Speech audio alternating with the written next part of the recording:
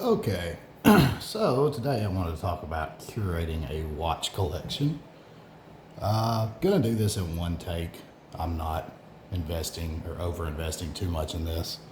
So we'll talk about my collection, how I've curated it, and why it is split into two parts.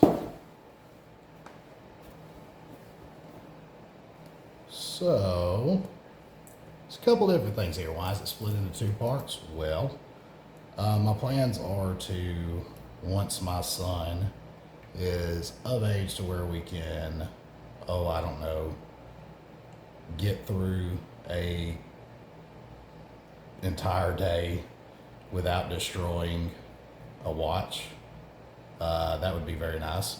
I'd hate to know that I did all this and my son just, were to treat them haphazardly and break them. So this bottom shelf is going to be what my son gets for the most part. I'm going to keep the Tissot and the Baltic, and I'll explain that later. I'm really tempted to keep this Bulova oceanographer, but we'll see. All right. So we will start with kind of, I guess, the ethos and the thought process of why I collected the way I collected. We'll start off by separating by country of origin or manufacturing and go from there. So we'll start with Japan. Japan is really where I got my foot in the door. It's where a lot of people getting their foot in their door. Japan is extremely good at producing good timepieces that can even combat some Swiss watchmakers.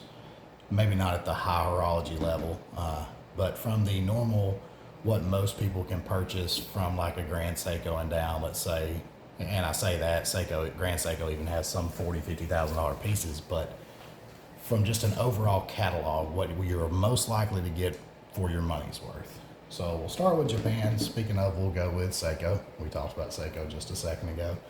I've had quite a few Seikos over the years, but these are the two that I kept. So let's start with the King Turtle first. So we've got the King Turtle here. It's called the King Turtle for a couple of reasons, but the main one being that it uses sapphire instead of hardlex. Hardlex is Seiko's proprietary crystal compound. There's nothing wrong with hardlex, but it's not sapphire. So, the enthusiast crowd gets kind of upset about it. But I chose this as just my overall get things done tool watch.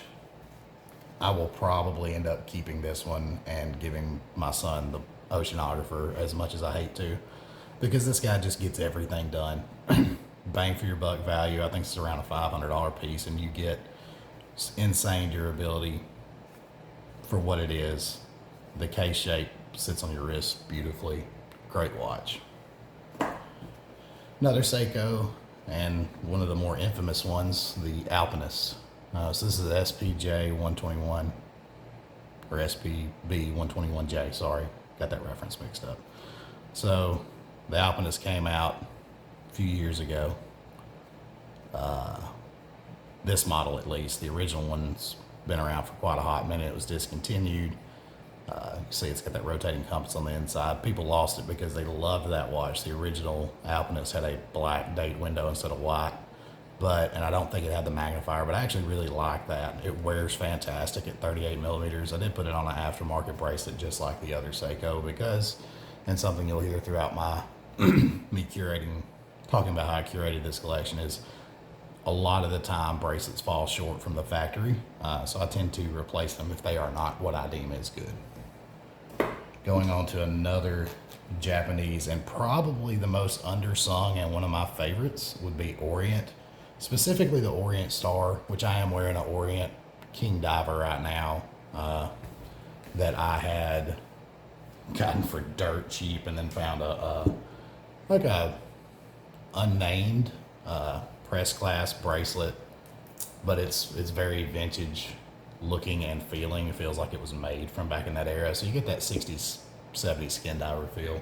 I think I bought this thing for like $180, so value for your money. And as far as Orient Star goes, just like Seiko, same thing, value for your money. So I will start. So we're going to start with this diver. So Orient Star uses a lot of reference numbers and they are very long. So I really don't even have a name for this. It's called my Orient Star Pepsi.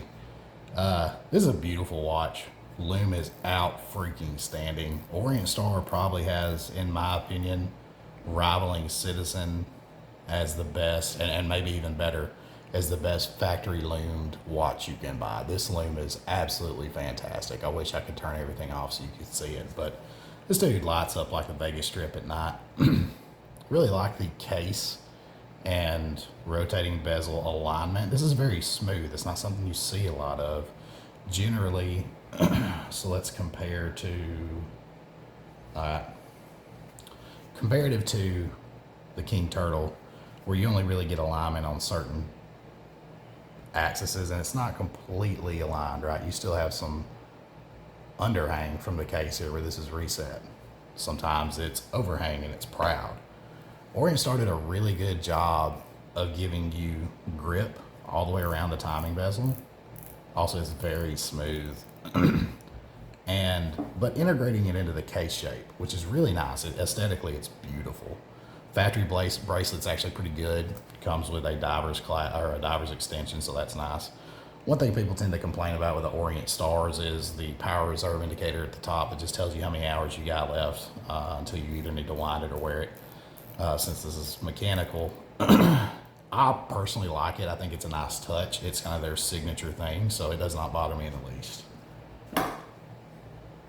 Speaking of Orient Star again, this guy's one of the few that actually has a name and not a massive reference number.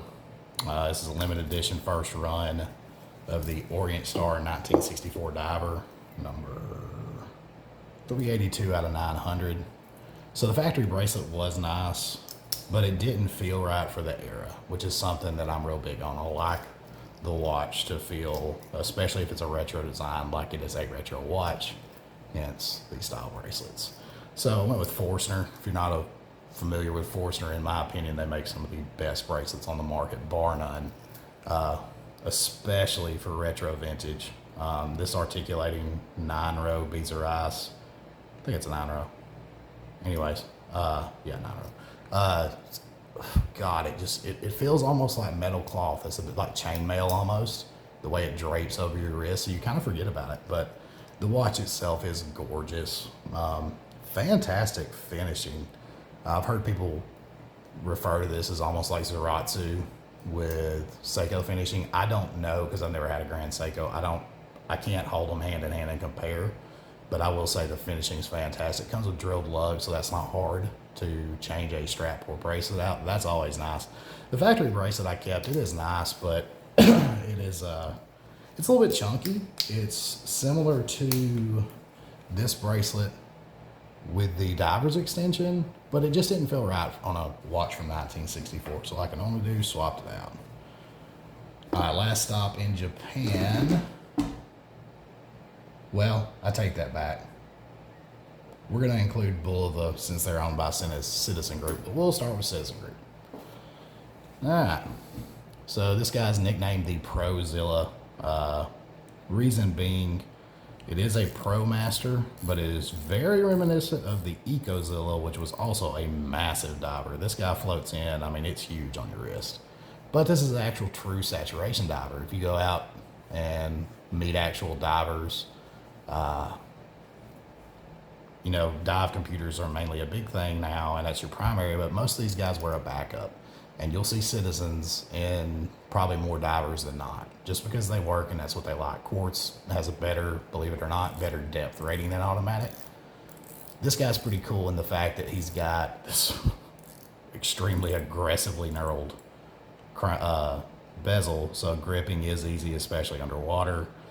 You've got it, so it's got a really cool movement. It's got the I think they call it the O365, is a 365 day solar power reserve. So if you get this thing fully charged from being in the sun all day or putting it on like a safe charger and stick it in a drawer, it will run for 1 year before it ever drains. So that's pretty impressive. You can see it's got the 300 meter professional divers logo there, and you do have a helium escape valve, so it is a true saturation diver. Helium molecules are smaller than water molecules, and as depth increases, you get an equalization problem inside the watch. So because of this, helium can actually pop the sapphire crystal off. That does happen, so that's why you have a helium escape valve. Going on to Citizen again, this is probably this is one of my favorite, what I would call grounding watches, or watches I wear when I want something comfortable, grab and go, and that feels good. This being another one. It's a Citizen Fugu. I did replace it with a Islander bracelet, which is absolutely phenomenal, because Citizen, just like Seiko, their bracelets tend to be where they struggle the most. This on the fly clasp is so nice for when your wrist swells throughout the day. So you've got this beautiful pattern on the dial. It's really hard to see sometimes. I don't know if the light's good enough. There we go. So the Fugu is, the whole thing behind it is it's like a pufferfish. So this is actually the pattern a pufferfish makes at the bottom of the ocean. And funny enough, you flip her over, you can kind of see it there. You've got a nice little pufferfish on the back. I don't have a free wrist right now because of medical bracelet, but man, this being an automatic, it is a Pro Master, 200 meters. They really did a good job with this watch. Everything flows very well, but just the bracelet was garbage. But again, milled clasp from Islander, quick adjust. That is just super nice, super comfortable. It's a great wear. It fits my wrist well. Most of my divers, almost all my divers, float anywhere between, the smallest diver I have is 42 millimeters, biggest is probably 45, 46. So I like to float around the 42, 44, especially if the case design is good. All right, moving on. We'll go to Bulova next. Bulova is originally an American company founded by Joseph Bulova. Frank Sinatra wore Bulovas. He was actually kind of the face of Bulova for a long time. There's quite a bit of history with Bulova. So we'll go with, let's see, I've already talked about the Devil Diver Oceanographer, so we'll go with it first. Really cool watch. So another vintage retro pull from the catalogs that is, the big thing now. Bulova did the Devil Diver, which I absolutely love. It was a beautiful watch. It's really neat. And there's a lot of history behind it. So I'll change this so you guys can see it. So if you see down here, we get automatic, snorkel, and then you get 666 feet. Now, if you're religious or slightly superstitious, that can be problematic. Not to me. I think it's hilarious. I think it's a nice little cue. Bezel action sounds so good. It's so tactile. So 200 meters water resistance roughly translates to around 666 feet, depending on how close it was. So when Bulova made these back in the day, you actually, the math came out to 666 feet. Most companies will put 200 meters / 66 or 660 feet. You can see this like on this Alpina that we'll talk about later, 300 meters, 1,000 feet, right? So most people did 660 feet because of the negative connotation that's around the mark of the beast. Bulova said, we don't care, put it on there, hence the Devil Diver. The loom pips are actually, it's going to be hard to see. I don't know if my camera's good enough on my phone to pick it up. But instead of being painted loom tips integrated into a stainless frame like this is, you see how there's the actual box around the loom pips? These guys are actually, there is the equivalent, they're set almost like a diamond set in a ring, which gives it a really cool look, and the feel, you get that hardcore vintage feel. Put it on another Forstner bracelet. If you don't know who Forstner is, in my opinion, they make the best aftermarket bracelets. I don't think I've talked about them yet. Yeah, I did. I talked to them here about that Orient Star. Again, they're expensive, $150 or so, but if you want the watch to feel and wear like it was meant to, man, that's the way to go. Again, Bulova, like I said, started in America. Quartz crisis happened, all those things. If you don't know about the quartz crisis, I won't go on that whole thing. But basically when batteries were introduced, they almost wiped out the Swiss market. So last Bulova piece I still own. I've had a bunch. It's going to really be tough to hand this one down to my son. I might just go buy him one and keep this one. So the lunar pilot, very cool story behind the lunar pilot. I believe it was Apollo. It'll tell us on the back. Yeah, Apollo 15. You had an astronaut that was getting ready. There's two different stories. I can't remember if it's that he was getting ready and getting on the launch pad, or if it was after he was already in space. But back then, Omega Speedmasters were your moon watch, because it's the first watch that was ever on the moon. Bulova made a prototype, and it looked very similar to this, except it was automatic. So this astronaut's, this has been verified, this astronaut's, his Speedmaster goes down, he happens to have the Bulova prototype, slaps it on. Now you have the only other moon watch, and you can see, talks about that on the back. Apollo 15 gives you the dates, July 26, 1971 to August 7th, 1971. EVA 3, yeah. Actually gives you coordinates too, so that's pretty cool.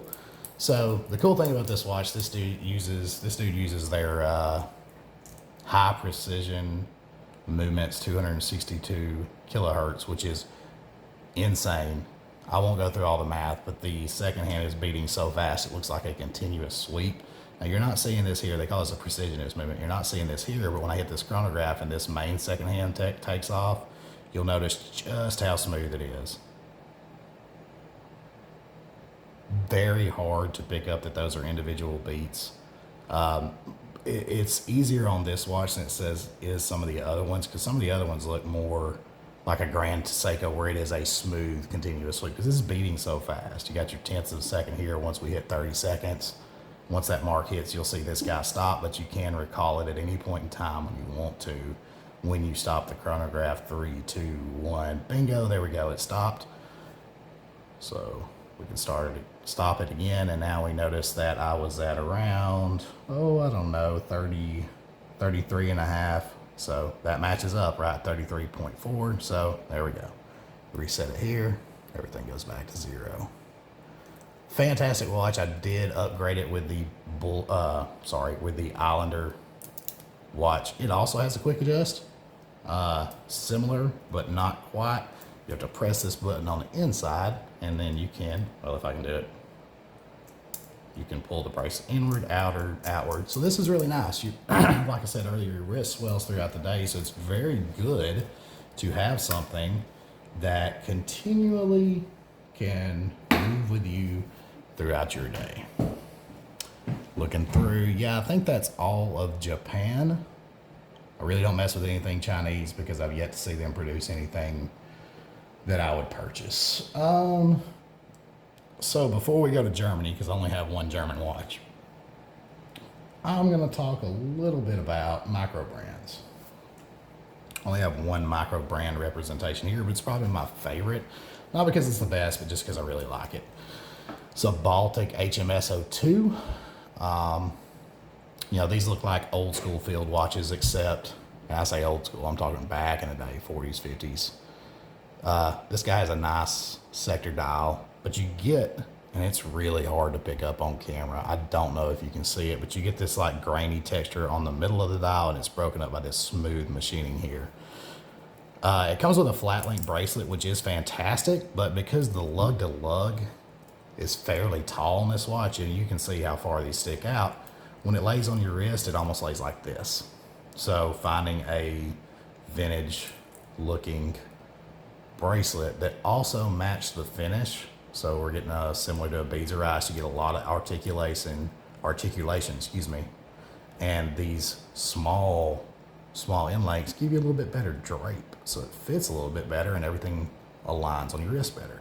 It also helps that this is brushed with polish, case is brushed with a polished bezel. It just looks nice. Miyota movement, nothing crazy. You get what you pay for, but I mean, these dudes, they look good, and it's extremely comfortable. Alrighty, we'll go to Germany next.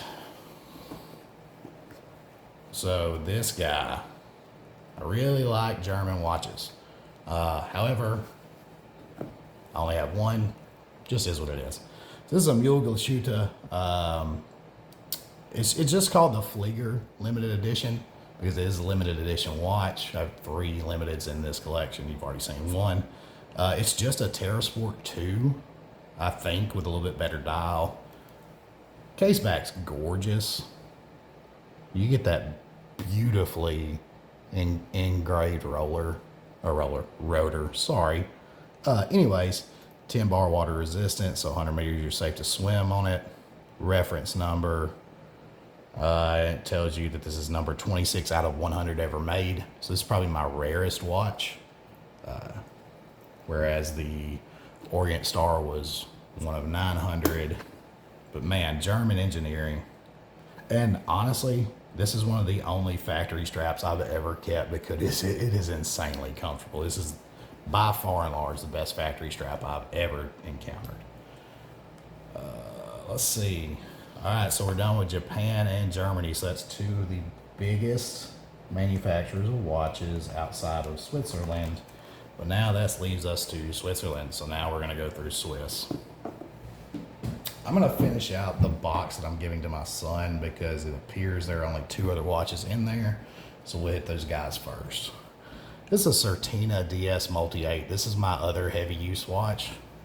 It also is great for traveling because I can set multiple time zones because you have this analog display at the bottom that just lit up. You can cycle through this and get, I really like this because I work in automotive, so I can get what calendar week it is, and we use that heavily, so that's really nice. You can change time zones. It's really, there's a lot of things you can cycle through this thing. It's also got Certina's DS system, double security. What this thing is on the interior, not all the case backs look like this, by the way, it just happens to be this one because it's battery powered. The movement sits inside a separate shell inside of the case. That's why your case is so thick generally on these. So it acts as a secondary shock absorber, which is very convenient if you use a watch in an environment where it's going to take shock. I really like this watch. It's been a fantastic watch. The factory bracelet was good. I just took it off, put it on FKM just because it felt a little bit better. All right, so Tissot. We'll hit Tissot because I only still have one of these left, although I'm a huge fan of Tissot. But the Gentleman, I absolutely love the Gentleman. It is a gorgeous watch. This one I need a hand polish. This one's a little bit skinny, a little rare or wear. I got it in the ice blue dial, which you don't see many of because I love it. It's gorgeous. Powermatic 80 movement. This is the one with the silicone upgrade, so that's nice, especially in these movements. You get a lot in this package. You get so the only thing I don't really care for, the lume's very underwhelming. It's pretty much only good for transitions going in from outside to inside in a dark room. You can glance down and still see the time. Man, the finishing and the polishing on this guy is gorgeous. You can see those indices just dancing with the light. It's so pretty. And it's 100 meter water resistance. Something you will learn about me through this collection is in this box, and almost the same way in this box, the only piece that is not 100 meters of water resistance is this Mont Blanc dress watch. I'm very big on 100 meters is safe to swim. Not really safe to, snorkel swim, but you can swim. Yeah, anyways, so I like that. That's part of my criteria normally, unless it's a dedicated dress watch. Let's see if we got anything else owned by the Swatch Group. Yes, the Swatch Group. Those people own multiple brands and the majority of your Swiss brands because they saved them during the quartz crisis. So Hamilton. I love Hamilton. I love Hamilton. My daughter has my Murph 42 millimeter, the one with the braille on the second hand because Interstellar is our favorite movie together, so we watch it. And I'm eventually going to get the Hamilton Coupe. I just haven't had time to. And, well, money constraints hero as of late. Man, Hamilton makes a fantastic watch. Absolutely gorgeous. Been making watches for a long time. Supplied watches to troops during the war effort. The Jazzmaster is just absolutely beautiful, which is interesting because, you know, Hamilton's known for their field watches. Their dress watches just don't get the same recognition.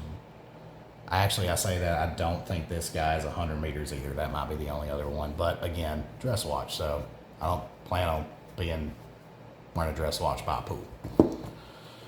Let's see. I'm not real big on redundancy, especially in my main collection that's not going to my son. So you're going to see different brands from all over here. But everything up here is Swiss other than that Orient Star and that Mühle that we've already talked about. So let's do another dress watch. So this was my most expensive dress watch. It's actually the most expensive watch as far as what MSRP was when I purchased it. I did not pay MSRP, but MSRP on this guy, and this was kind of my criteria for this entire collection. No one piece worth more than $4,000 MSRP. This guy did it just fine. This was actually my first, like, anything over a couple $100, and it's been here with me throughout. So Mont Blanc Meisterstück Heritage Spirit. Hopefully I said that without butchering it. Uses a Mont Blanc movement based off of a Solita 200. I think it's the SW200, I believe. It's either that or an ETA. Same thing. Beautiful work on that rotor. Get that fantastic, I forget what that's called, but it's that Swiss gradient line. But this guy's about 41 millimeters. Originally came on a Bracelet, but it was built for a strap. Man, this is a dress watch. But you get that beautiful Mont Blanc emblem there. Very nice minimalistic style. You get that Bombay dial, which is so pretty, especially when the light hits it just right. These dolphin hands are polished so well. And then you just get the Roman numeral at the 12 o'clock. So very sophisticated, elegant. This is my New Year's Eve watch, going out in a full suit watch, whatever. That's what this guy's for. Mont Blanc catches a lot of shit. Unfortunately, they are... people tend to associate them with a fashion brand, and fashion brand watches generally are not well thought of in the horological world. But Mont Blanc bought Minerva, who was a powerhouse in movements, and now they're using their movement. So people can talk smack, but Mont Blanc's the real deal too. Going down let's see, we'll just go down the order I have these in. Nope, take that back. We're going to go back to manufacturer since we're now all in Switzerland. So LVMH owns Mont Blanc. LVMH also owns Tag Heuer. It's Tag Heuer for Formula One chronograph. I really like this guy. Ultimate dad watch. You know, the Formula Ones back in the 90s were the dad watch, and these Formula Ones now accomplish the same thing. This is my anywhere, anytime blue jeans grab and go watch, and I love this guy. You get the bracelet that is actually extremely well executed, very comfortable. The entire guy it flows well. I wanted the same color bezel as the bracelet, which is a little bit more rare. Not super rare, but you don't see a lot of them. Love that watch. All right, so that's all of my LVMH owners. We'll go to Raymond Weil. So this is actually the only actual watch I have that has gold on it. It's 18 karat plated, but this is still an 18 karat watch. Looks very much like a Tudor Prince, but man, it's well executed. All the hands, every piece of gold you see on this is actual gold plated. Bombay dial again, gorgeous. If you can't tell, I really like a 12 o'clock weekday. It's just beautiful to me. Clasp is cool. You get that nice Raymond Weil design. The crown on this guy is extremely interesting, and this is going to be really hard to pick up, I think, but maybe you can see it. In that crown, it's black, almost like Mont Blanc does their top of their ink pens, where you have that floating star. You kind of have the same thing here. There it is. You get that RW Raymond Weil logo, but it actually distorts as you move because it is floating around in there. That's a really neat little detail. Stuff like that I love when watchmakers do this stuff to let you know that, yeah, it's just a little bit different. Gorgeous. Let's see, a couple more. Let's go to Nevada. So Nevada's been brought back to life recently. I don't remember the exact story because I didn't spend as much time, but Nevada used to be Nevada Grenchen, and they were a powerhouse back in the day. This guy came out, and the second I saw it, I knew I needed a Super Antarctic. It is absolutely gorgeous. Has something that another watch of mine shares with, in fact, that it was meant for the Arctic. So hard tool use watch. Has this beautiful gold medallion with a seam, and the logo has the original Nevada Grenchen logo. Antarctic. That is a super cool callback. Good bracelet. Good factory bracelet. One of the few that I have found that went, yep, this is gorgeous. This fits right. It feels period correct. Awesome. Loom's really good. But man, that dial is just, that white on white with the black indices. This guy just goes hard, and it wears fantastic. Last diver for today, and only 2 more watches after that. So this is my Alpina Sea-Strong 300. Love this guy. I'm a sucker for a Panerai style case, except I don't really care for Panerais. But I love that cushion design where you have these angulars out here. What Alpina did a fantastic job was taking that building block and saying, okay, now let's modernize it.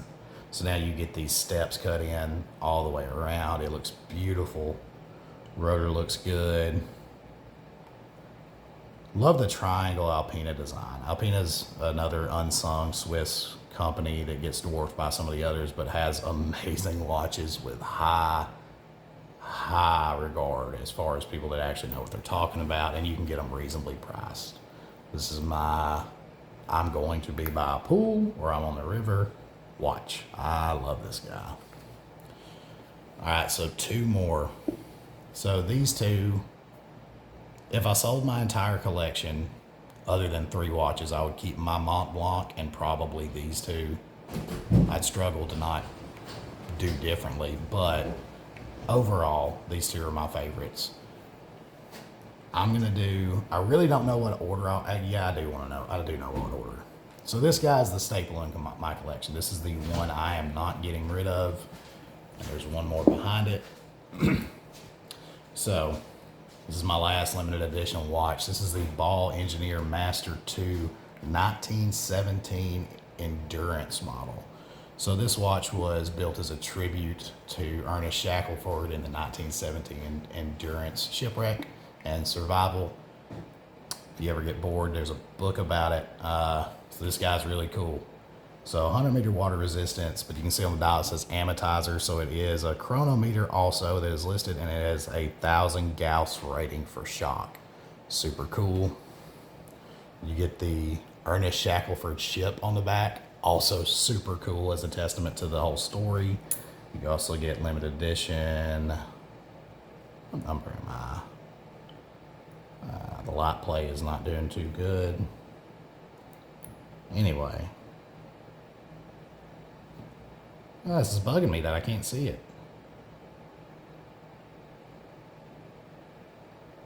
Anyways.